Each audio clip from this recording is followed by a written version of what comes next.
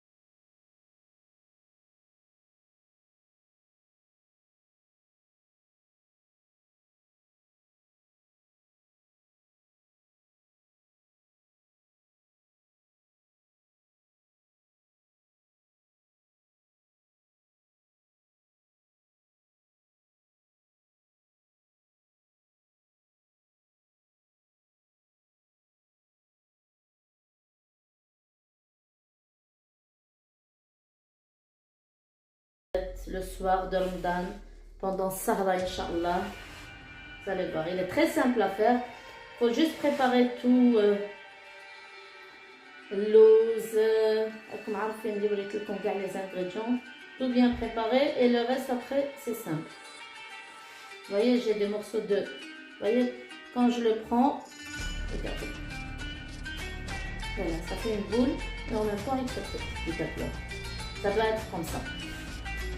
Voilà, à tout de suite pour la présentation finale. Voilà les amis, voilà mon sello, il est prêt, il est très bon. Suivez la recette comme je vous ai montré et vous allez voir, vous allez réussir. Voilà la présentation. Moi j'ai fait dans ça, vous pouvez mettre dans un petit tagine, vous pouvez mettre dans tout ce que vous voulez. Voilà pour le soir et c'est délicieux avec un verre de thé. C'est très très bon. Sur ça, à la prochaine vidéo, Inch'Allah, on va préparer ensemble la prochaine fois un makrot aux dattes pour Ramadan aussi. Allez, au revoir les amis, au revoir les amours, à la prochaine, bye.